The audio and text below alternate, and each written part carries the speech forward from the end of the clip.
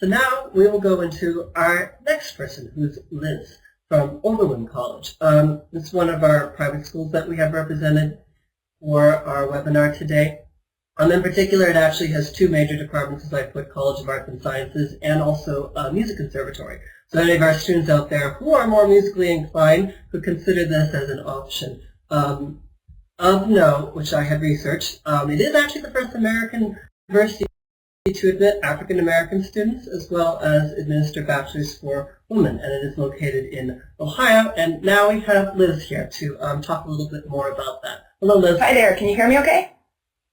Yep. All right. I can hear you at my end. Can everyone else hear Liz right now at their end? If you want to type in the chat box option, any of the students, that would be great. I can hear it. Can you hear me okay, everybody? All right, great. Yep. Awesome. Okay. All right. Thanks so much. Hi, everybody. I'm Liz. I'm from Oberlin College, and we are just outside of Cleveland, Ohio, so about 35 miles west of Cleveland.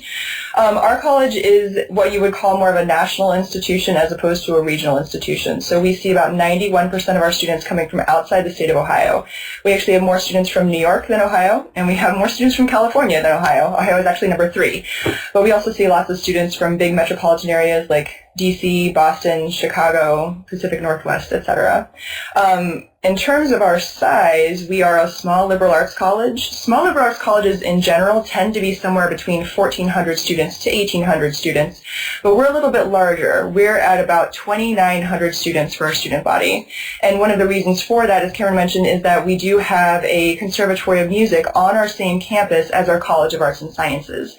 So there's about 600 students who are studying music professionally. They are working toward a Bachelor of Music degree, and 90 to 95% of the classes that they're taking are music-based.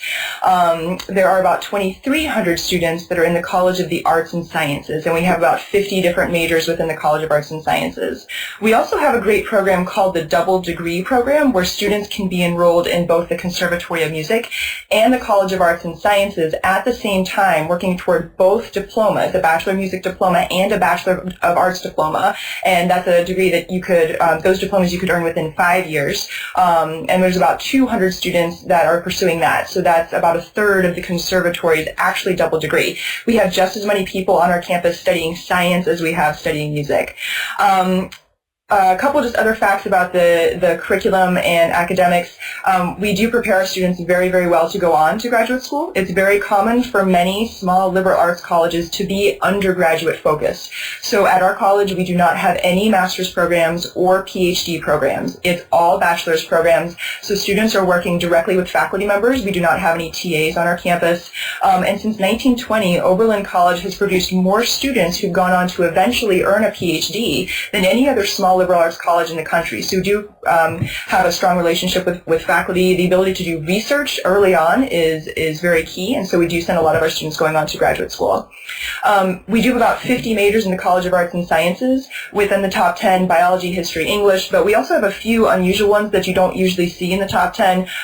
Environmental studies is huge on our campus. Sustainability is a really big deal, and in fact, Oberlin is one of only 3 cities in the entire country and one of only 18 in the world that's part of the Clinton Climate Initiative. And I could probably talk to you for 4 hours just about environmental studies on our campus, but that's our 5th most popular major.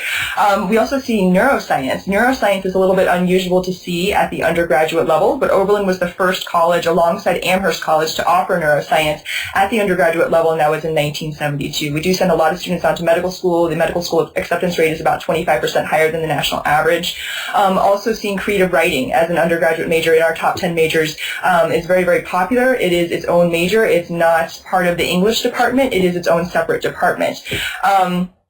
In terms of our curriculum is set up a little bit differently than maybe a major research university. We do not have a core curriculum, which means that students coming in, no matter what your intended major is, there's not a specific set of required courses that you have to take in order to graduate. Our curriculum is a little bit more flexible, so we ask that students take a few courses out of each of the disciplines, so arts and humanities, social and behavioral sciences, math and natural sciences, but you get to choose what they are. And then on top of that, you would have your major.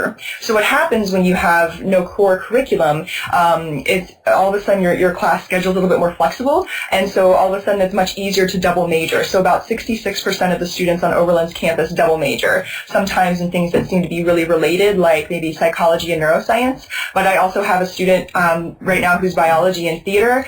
I had a student last year who was chemistry and dance, and she actually went pre-law, and now she's at law school at Illinois. So it's very common to have interest in a lot of different things, and that's, I think, one of the beauties of a liberal arts college is that you can explore many things in a deep way.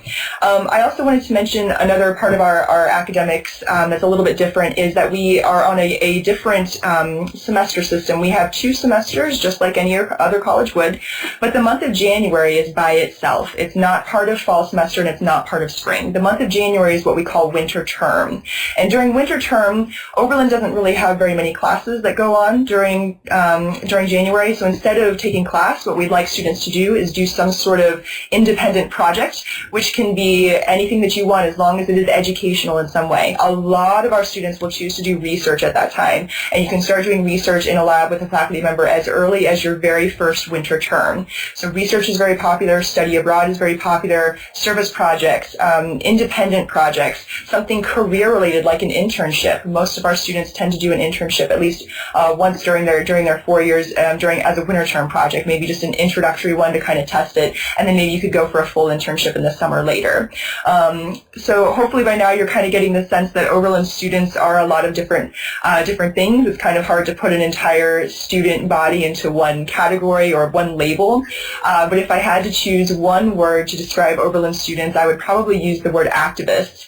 You can see there on the screen, Oberlin was the first college in the country in 1835 to have a formal admissions policy that said it was going to admit students regardless of their racial background. So this was 25 years before the Civil War. By the year 1900, 1/3 of all African Americans who had earned a bachelor's degree had actually earned it at Oberlin. And then in 1837, Oberlin was the first college to be co-ed. So at that point in time in history, women did not have a whole lot of options when it came to higher education. Women could attend a finishing school, they could attend a school to help them learn how to be teachers, or they could go in the seminary. But it's not the same as what we think of today as a woman going to college and majoring in biology or whatever she wants to major in. So Oberlin was the first college to allow women to do that in the same classrooms as men and earn the same degrees as men. And this was 83 years before women had the right to vote.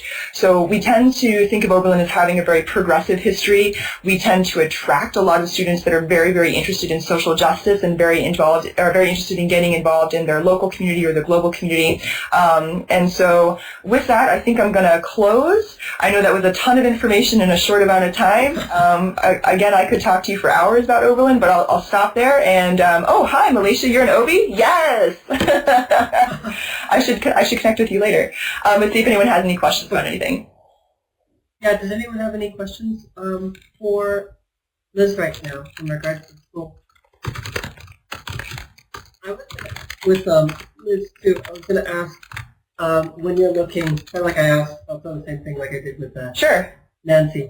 When you're looking at the college applications, especially like even like the personal statement, would there be anything that you would give advice to our students here about like who you would choose and what they should do in particular to be, seen by the admissions officers to stand out? Okay, sure. Yeah, we get about 6,000 applications a year, so not quite so many as the UC system, but we do read every single application that comes through, a holistic process, just like Nancy was talking about.